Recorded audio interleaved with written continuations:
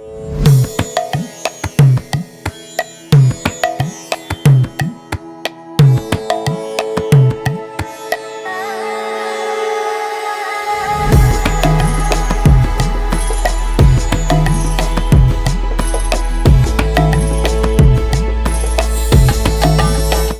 नाज़रीन, हलूं था पंहिंजे ॿिए सेगमेंट जी तरफ़ जंहिंमें असां जी मुलाक़ात कराईंदासीं अॼु जे ख़ासि महिमान सां ऐं उन टॉपिक सां तव्हांखे ॼाण बि ॾींदासीं जेको टॉपिक अॼु असां उन महिमान सां डिस्कस करण वारा आहियूं।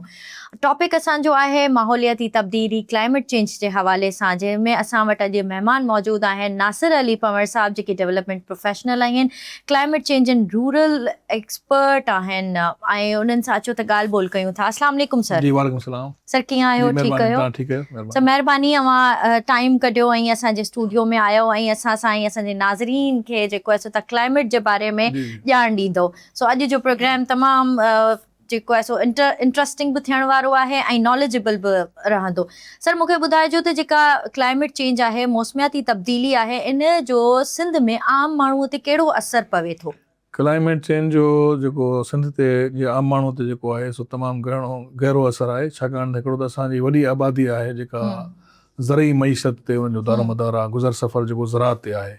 ऐं क्लाइमेट चेंज में जेको आहे उन में पेशन गोई थी आहे ऐं हाणे ॾिसूं पिया गुज़िरियल केतिरनि सालनि खां त असां वटि मौसमनि में शिदत जा वाक़िया, एक्सट्रीम वेदर पैटर्न्स, मीन्स त गर्मी त सफ़ा घणी गर्मी, जेकॾहिं सर्दी त सफ़ा घणी सर्दी, ऐं मजमूई तौर ते जीअं असां वटि अॻे 4 मौसमूं हुयूं, ठीकु आहे, त हाणे उन्हनि 4 मौसमनि में ॾिसूं था त असां वटि 2 मौसमूं तक़रीबन ग़ाइबु थी वियूं आहिनि।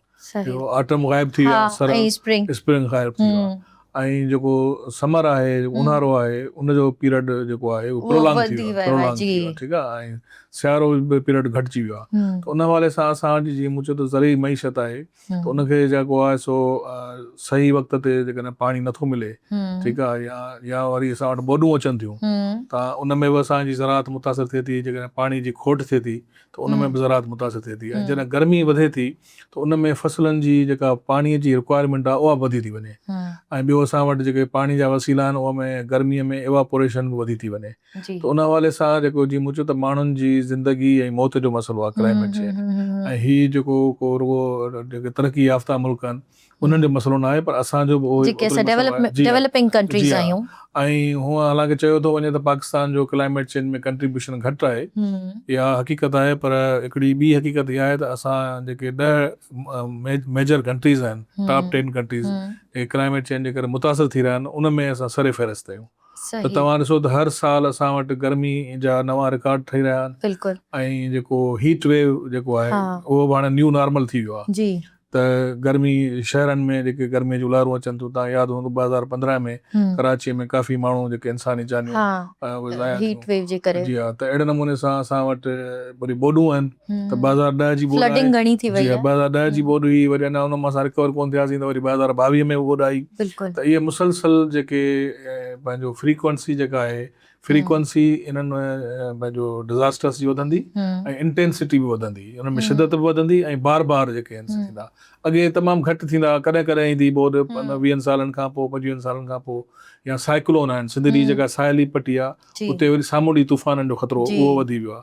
त अहिड़े नमूने सां असां वटि वरी ड्राउट आहे, ख़ुश्क साली आहे, जेकॾहिं छाकाणि त सिंधरी तव्हांखे ख़बर आहे त 65% एराज़ी जेका आहे सा एरिड ज़ोन आहे, उते आबपाशी सिस्टम कोन थो एग्ज़िस्ट करे, दरिया जो पाणी उते कोन थो वञे, उते जेका बि ज़िंदगी आहे या माण्हुनि जी ज़राअत आहे, गुज़र सफ़र आहे, उहो बरसातुनि ते थिए थो। जेकॾहिं बरसाति नथी पवे थर में, काछे में, कोहिस्तान में, त उहे माण्हू पोइ लड़ पलाण कनि था बैराजी एरियाज़ में, जेके बैराज खे जेके ज़राअत जी आहे, त उहो उते पंहिंजो चुपायो माल खणी था अचनि, उते पंहिंजो गुज़र सफ़र कनि था। त उन हवाले सां असांजी ज़राअत हुजे या एरिड ज़ोन हुजे, या असांजो इवन जेके माहीगीरी आहे, मच्छी मारण जे हवाले सां जेके असांजा पाणी जा वसीला आहिनि, ढंढूं आहिनि, ढोरा आहिनि, उते बि जेको आहे सो पाणी जी शदीद खोट ॾिसूं पिया असां गुज़िरियल केतिरनि सालनि खां। ऐं ॿियो असांजी जेका डेल्टा आहे उते वरी सी इंट्रूजन जेको आहे सो वधी रहियो आहे। त इहे मुख़्तलिफ़ क्लाइमेट चेंज जा इम्पैक्ट्स आहिनि जेके हर साल उन में तेज़ी सां अचे पई, ऐं उन हवाले सां असां वटि जेके कमिटमेंट्स थियल आहिनि आलमी लेवल ते, सूबाई लेवल ते पॉलिसीज़ ठहियल आहिनि, त उन्हनि ते हाणे असांखे अमल दरामद करणो पवंदो। हा, मां इन जी, ॻाल्हि लाइ जी, जी। अचण पई चाहियां त जेकॾहिं असां माहौलियाती तब्दीलियुनि खे संजीदगी सां न वरितोसीं जी, जी। त ईंदड़ जेके 10 साल आहिनि उहो मूंखे ॿुधाइजो त सिंध खे कहिड़नि ख़तरनि खे मुंहुं ॾियणो पवंदो। हिकिड़ो त जी मुंहिंजो त असां वटि जेको पंहिंजो क्लाइमेट चेंज जे करे ऐं अर्बनाइज़ेशन जे करे ऐं ॿियो डिफॉरेस्टेशन जे करे, जी। छाकाणि त कंहिं बि मुल्क जे एराज़ीअ जो जेको आलमी उसूल आहे उन ते 25% एराज़ी ते ॿेला हुजणु खपनि। त पाकिस्तान में ॿेला न हुजण जे बराबरि आहिनि ऐं सिंध में उहा सूरत अञा ख़राबु आहे। ठीकु आहे, असां वटि ऑफिशियली सिंध में 4 क़िस्मनि जा ॿेला असां वटि डॉक्यूमेंट थियल आहिनि। कचे जा ॿेला, रिवराइन फॉरेस्ट जेके कश्मीर खां वठी ठटे ताईं दरिया जे ॿिन्ही किनारनि ते हुआ, उहे तक़रीबन ख़तमु थी रहिया आहिनि या ख़तमु थी चुका आहिनि। ऐं उते असां वटि जेको ज़मीन जो इस्तेमालु आहे उहो बि असां तब्दील करे छॾियो आहे। मीन्स जिते ॿेलनि जी ज़मीन ते उते हाणे ज़राअत बि थिए, उते कैश क्रॉप पिया थियनि, उते कॉटन बि थिए, उते कमंद पियो थिए, उते तव्हांखे ॿिया फसल मिलंदा पर ॿेला न मिलंदा। अहिड़े नमूने सां वरी पके जा ॿेला आहिनि, जिते उहे पके जा ॿेला उहे आहिनि जिते आबपाशी सिस्टम जे तहत उन्हनि खे पाणी मिलंदो हो। ठीकु आहे, उहे माना रिवराइन एरिया खां ॿाहिरि आहिनि। त उन में असांजो पई ॿेलो आहे सकरनि में, अहिड़े नमूने सां खिपरो ॿेलो आहे। त अहिड़ा क़िस्म जा काफ़ी अॻे बदीन में ॿेला हुआ पर उहे तबाह थी चुका आहिनि। त इहे असांजा ॿेला आहिनि। अहिड़े नमूने सां असांजी वरी मैंग्रोव फॉरेस्ट आहिनि, जेके असांजा तिमर जा ॿेला आहिनि जेके कोस्ट लाइन में आहिनि। त उन्हनि में बि पंहिंजो पाणी जी घटिताई जे करे ऐं जेका दरिया में जेका सिल्ट ईंदी जेका लट न वञण जे करे, छाकाणि त असां वटि हिस्टोरिकली डेल्टा में सिंधू दरिया जूं 17 क्रीक्स हुयूं, 17 ब्रांचिस हुयूं सिंधू दरिया जूं, जेके पाणी खणी वेंदियूं, सिल्ट खणी वेंदियूं, जिन समुंड खे पोइते धिके या डेल्टा ठाही आहे। ऐं हाणे उहो सॼो अमल रिवर्स थी वियो आहे। हाणे बजाए जो दरिया जो पाणी समुंड में वञे, समुंड जो पाणी दरिया में पियो अचे। त उनजे करे असांजी पूरी जेका ठटे जी, सिजावल जी ऐं बदीन जी जेका आहे साहेली पट्टी जेका असांजी आहे, तक़रीबन 350 किलोमीटर आहे। त उनजी सॼी इकोलॉजी ऐं इकोनॉमी ऐं पंहिंजो तव्हांजी समाजी जेको सेटअप आहे उहो तब्दील थी चुको आहे। ऐं माण्हू उतां लॾ पलाण करे शहरनि न आया आहिनि, मजबूरन ज़ाहिर आहे उन्हनि खे पंहिंजे गुज़र सफ़र लाइ। ऐं उते पीअण जो पाणी कोन थो मिले, उते ॿिया त बेसिक फैसिलिटीज़ आहिनि ई कोन, पर जेको बेसिक ह्यूमन नीड आहे पीअण जो पाणी, हा उहो कोन थो मिले। ऐं उते गुरबत में इज़ाफ़ो थी वियो आहे, जर उते ख़राबु थी चुको आहे। उते कंहिं दौर में जेके ॻाढ़ा चांवर थींदा, रेड राइस थींदा, उहे उन लाइ इलाइक़ो इहे मशहूरु आहे, उहे फसल ख़तमु थी विया। त उते गुरबत वधी आहे, उते माहौलियाती जेका माइग्रेशन जेका थी आहे, एनवायरमेंटल हिकिड़ी जेका चवंदा न क्लाइमेट जे करे। त बेसिकली जेको क्लाइमेट चेंज आहे इहो ह्यूमन इंड्यूस्ड आहे, जेके असांजो इंसानी सरगर्मियूं आहिनि, ठीकु आहे, उनजे करे थिए थो। उन में जेके तवानाई जा 3 वसीला आहिनि ख़ासि करे जेके कंट्रीब्यूट था कनि, हिकिड़ो तेल, ॿियो गैस ऐं टियों कोयलो। ठीकु आहे, इहे 3 एनर्जी जे सोर्सिस आहिनि, जेका सॼी दुनिया डेवलपमेंट इन्हनि तेल जे वसीलनि खे, कोयले जे वसीलनि खे, गैस खे असां इस्तेमालु कंदा आहियूं, जंहिंखे असां फासिल फ्यूल चऊं था। त फासिल फ्यूल उहे आहिनि जेके वंस तव्हां यूज़ करे वेंदो त वरी ॿीहर न थींदा। हाणे उनजी जाइ ते जेके माहौल दोस्त तवानाई जा वसीला आहिनि, जीअं सोलर आहे, विंड आहे, त उहे माहौल दोस्त तवानाई जा वसीला आहिनि, उन्हनि खे असांखे प्रमोट करणु खपे, त जीअं असांजो इकोलॉजिकल जेको इम्पैक्ट आहे उहो असां घटाए सघूं। अच्छा, मूंखे ॿुधाइजो त जेका असांजा तरक़ियाती मनसूबा हूंदा आहिनि उन में माहौलियाती तहफ़ुज़ खे अहमियत ॾिनी वञे थी? उन में जेको कानून आहे असांजो, पहिरीं त फेडरल लेवल ते हो 1997 में पाकिस्तान एनवायरमेंट प्रोटेक्शन एक्ट हो, पोइ वरी सूबनि पंहिंजो EPAs ठाहिया, एनवायरमेंट प्रोटेक्शन एजेंसी ठाही फेडरल लेवल ते। ऐं जॾहिं ही 18वीं आइनी तरमीम खां पोइ एनवायरमेंट जो सब्जेक्ट डिवॉल्व थियो सूबनि ॾांहुं, त पोइ सूबनि पंहिंजी कानून साज़ी कई आहे। त उन हवाले सां असांजो जेको एक्ट आहे सिंध जो एनवायरमेंट प्रोटेक्शन एक्ट 2014, त उन हवाले सां जेको आहे सो इहो प्रोविजन आहे त कंहिं बि जेको बि डेवलपमेंट जा मनसूबा आहिनि उनजी पहिरीं एनवायरमेंटल इम्पैक्ट असेसमेंट थींदी, ऐं उनजी बाक़ाइदे जेका स्टेक होल्डर्स आहिनि, कम्यूनिटीज़ आहिनि या ॿिया जेके बि डिपार्टमेंट्स आहिनि, सिविल सोसाइटी आहे, यूनिवर्सिटीज़ आहिनि, उते पब्लिक हियरिंग बि थींदी। ऐं उनखां पोइ उहो डिपार्टमेंट उनखे NOC जारी कंदो। त उन में असुलु ॻाल्हि इहा आहे त वंस तव्हां जॾहिं NOC वठी था वञो त उनखां पोइ जेका प्रोजेक्ट इम्प्लीमेंटेशन में उहे शयूं लेटर एंड स्पिरिट में इन्फोर्स बि थियनि, अमल बि उन ते थियणु खपे। ठीकु आहे, त इहा असां वटि आहे ज़रूरत। असां वटि कानून त मौजूदु आहिनि, उन में असां वटि का खोट कोन्हे का, पर ज़रूरत इन ॻाल्हि जी आहे त उन्हनि पॉलिसीज़ ते, कानून ते अमल दरामद, इम्प्लीमेंटेशन ज़रूरी आहे। अच्छा, ऐं जेको ॻोठाणनि इलाइक़नि में रोज़गार ऐं माहौलियाती तहफ़ुज़ खे गॾु कीअं अॻिते वधाए सघिजे थो? जेको ॻोठाणनि इलाइक़नि में असां हिकिड़ो त जेको गुज़र सफ़र जा वसीला जीअं मूं चयो त पंहिंजो आहे पंहिंजो ज़राअत, त ज़राअत जे हवाले सां असांखे इहो ॾिसणो पवंदो त जेको माण्हुनि खे हिकिड़ो त पाणी जा वसीला आहिनि उन्हनि खे सही इस्तेमालु करण जे हवाले सां, छाकाणि असां वटि फ्लड इरीगेशन थिए थी, जी ठीकु आहे। फ्लड इरीगेशन मीन्स तमामु घणो पाणी असां वटि, हिकिड़ो अहिड़े मुल्क में जिते वाटर स्केरसिटी आहे उते असां वटि फ्लड इरीगेशन थिए थी, मीन्स तव्हां बेदरे पाणी जो इस्तेमालु कयो था। ऐं ॿियो असां वटि ज़राअत में जेके असां वटि वाटर थर्स्टी क्रॉप्स आहिनि, जीअं कमंद आहे, ठीकु आहे, ऐं असांजो राइस आहे, काटन आहे, इन्हनि खे वाटर थर्स्टी क्रॉप्स चऊं था, सही त इहो पाणी घणो इस्तेमालु कनि था।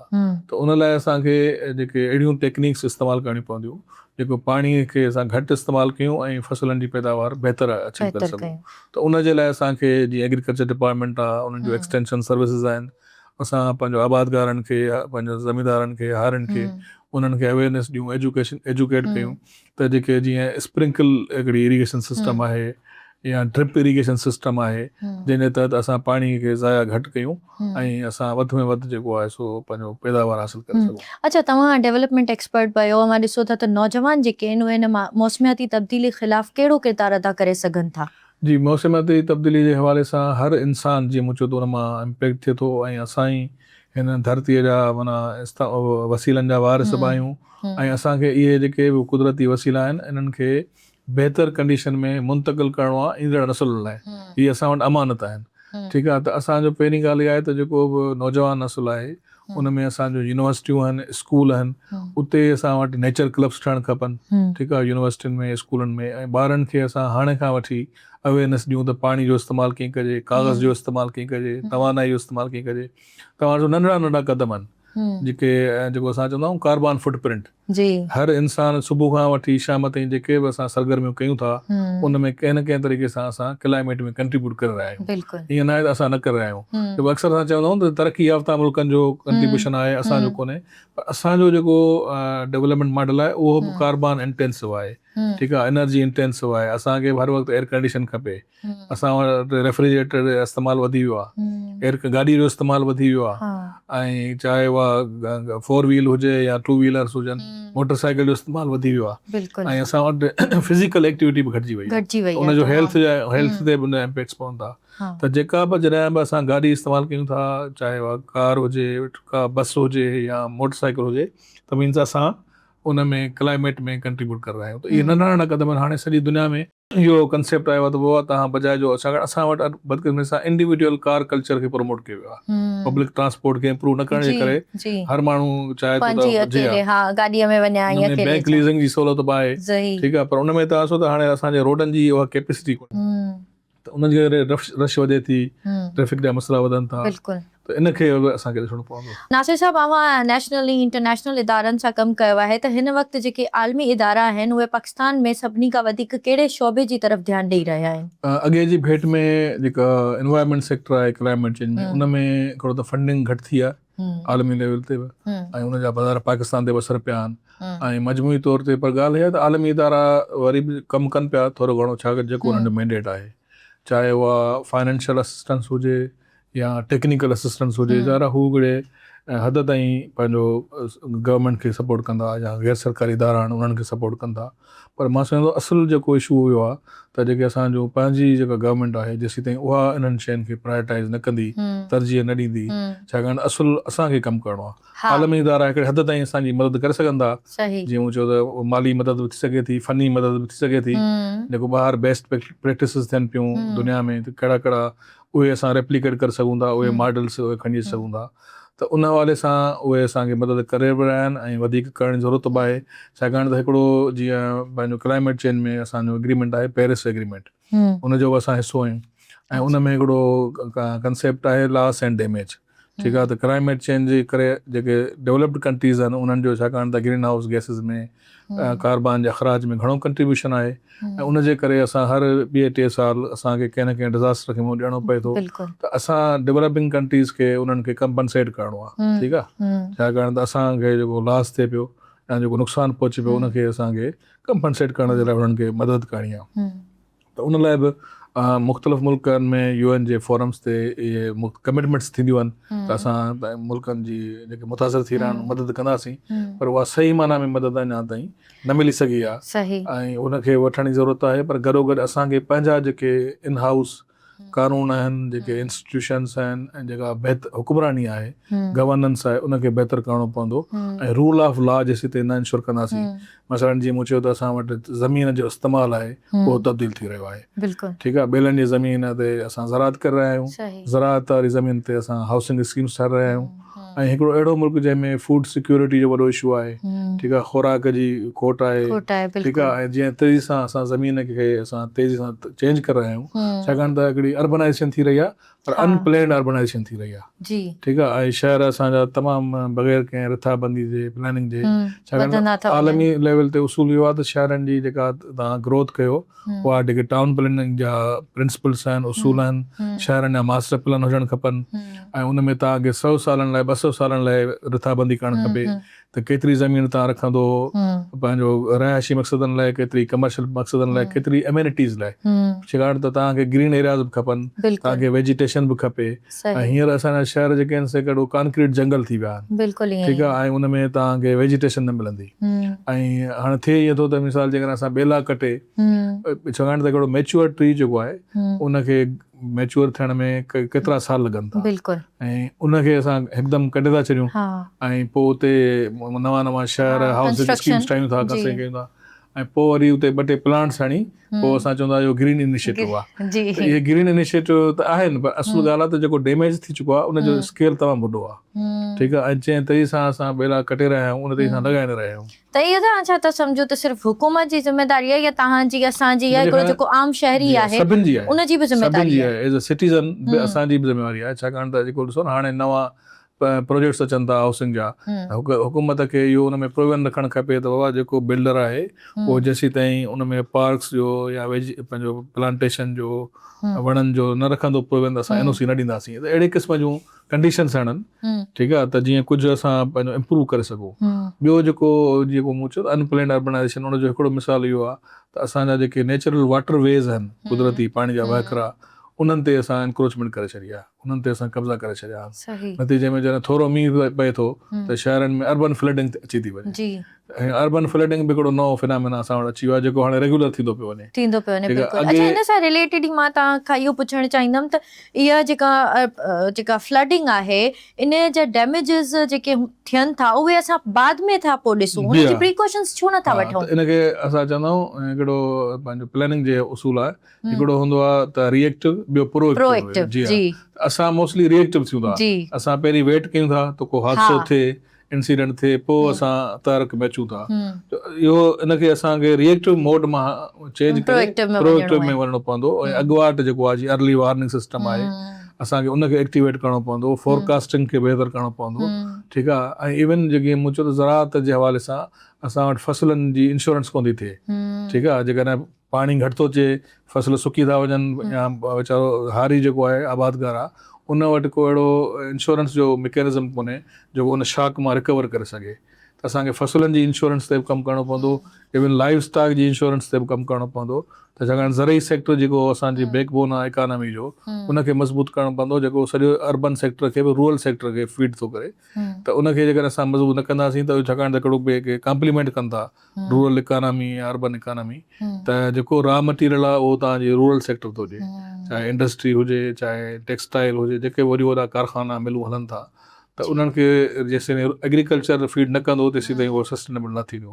त उन करे असांखे एग्रीकल्चर में जीअं मूं चयो त जीअं डिज़ास्टर्स जी फ्रीक्वेंसी वधे पई ऐं उनजी वल्नरेबिलिटी बि वधे पई, बिल्कुलु, इन टर्म्स ऑफ डैमेजिस, ठीकु आहे न, फ्लड अचे थो त सभु फसल तव्हांजा ॿुॾी था वञनि, ठीकु आहे, त उन हवाले सां असांखे लॉन्ग टर्म प्लानिंग करणी पवंदी ऐं शॉर्ट टर्म प्लानिंग बि करणी पवंदी, त जीअं असां बहितर पंहिंजो मुस्तक़बिल जेको आहे सिक्योर कयूं। सही। अच्छा, मूंखे तव्हांजे एक्सपीरियंस मां इहो ॼाणणो आहे त तव्हां काफ़ी सारे मनसूबनि ते कमु कयो आहे, नेशनली बि इंटरनेशनली बि, त उन में तव्हांजी ज़िंदगी में को अहिड़ो वाक़ियो पेश आयो जे तव्हांजी ज़िंदगी खे थोरो चेंज कयो हुजे? उन सां गॾु मां चाहींदसि त हाणे असां हूअं बि प्रोग्राम जे इख़्तिताम जी तरफ़ था हलूं, त तव्हांजो को मैसेज हुजे तव्हांजे एक्सपीरियंस सां रिलेटेड जेको तव्हां नौजवाननि खे ॾियणु चाहियो त उहो बि प्लीज़। हिकिड़ो त इहो आहे त हीउ जेको फितरत आहे, जेको नेचर आहे, इहा जीअं मूं चयो त हिकिड़ी अमानत आहे असां वटि। त असांखे जेका बि हुकूमत हुजे, सिविल सोसाइटी हुजे, या एज़ अ फ़र्द इनफ़रादी तौर ते, हिकिड़ो त असां पंहिंजो जेको इकोलॉजिकल फुटप्रिंट आहे, जेको असांजो कंज़म्पशन पैटर्न आहे, उनखे रिड्यूस कयूं, ठीकु आहे। ऐं उनजे लाइ असां हाणे काफ़ी कंप्यूटर ते, इंटरनेट ते उन ते अची विया आहिनि, तव्हां पंहिंजो डेली जो इकोलॉजिकल फुटप्रिंट कैलकुलेट करे सघो था। मूं इंडिविजुअली केतिरो कारबान में कंट्रीब्यूट कयो, अख़राज में। उन हवाले सां मां सम्झां थो जेसीं ताईं असां हिकिड़ो त जेके फितरत जा उसूल आहिनि उनखे असां रिस्पेक्ट ॾियूं, उनजो एतिराम कयूं।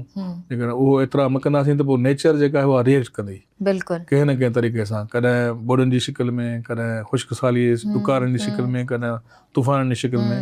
त असांजा जेके नेचर जा उसूल आहिनि उनखे असां फॉलो न कंदासीं ऐं जेके वधि खां वधि असां वणकारी कयूं ऐं बेला पोखियूं ऐं शहरनि में, ॻोठनि में, ऐं ख़ासि करे असांजा जेके मक़ामी वण आहिनि, जेके देसी स्पीशीज़ आहिनि, उन्हनि खे प्रोमोट कयूं, बजाए जो असां धारिया जेके वण आहिनि, जीअं कोनो कार्पस आहे, यूकलिप्टस आहे, जॾहिं सॼे मुल्क में असां उनखे फैलाए छॾियो आहे। त असांजा जेके इंडियन मक़ामी वण आहिनि उहे वधीक माहौल दोस्त आहिनि ऐं उहे असांजे नेचुरल एनवायरमेंटल कंडीशन जे सूट कनि था, ठीकु आहे। ऐं उन में हैबिटाट फराहम थिए थो मुख़्तलिफ़ पखियुनि खे, जानवरनि खे। त उहो हिकिड़ो हैबिटाट असां ॾेई सघूं था, बजाए इनजे जो असां ॿाहिरियां वण था इंट्रोड्यूस कयूं। महिरबानी नासिर साहब अव्हांजी जो अव्हां असांजे स्टूडियो में आयो ऐं माहौलियाती तब्दीली जे हवाले सां अव्हां असांखे घणो इंफॉर्मेशन बि ॾिनी ऐं नॉलेजेबल जेका इंफॉर्मेशन चइजे उहा असां ताईं ऐं असांजे नाज़रीन ताईं पहुती। नाज़रीन, ही सेगमेंट तव्हां ज़रूरु इंजॉय कयो हूंदो ऐं जेका असांजी ॻाल्हि ॿोल हुई उहा तमामु नॉलेजेबल हुई, तव्हां ज़रूरु उन मां नॉलेज वरिती हूंदी। हाणे हलूं था असां पंहिंजे प्रोग्राम जे टे सेगमेंट जी तरफ़, जेको आहे एंटरटेनमेंट सां रिलेटेड। सो नाज़रीन, हलूं था टे सेगमेंट ॾांहुं।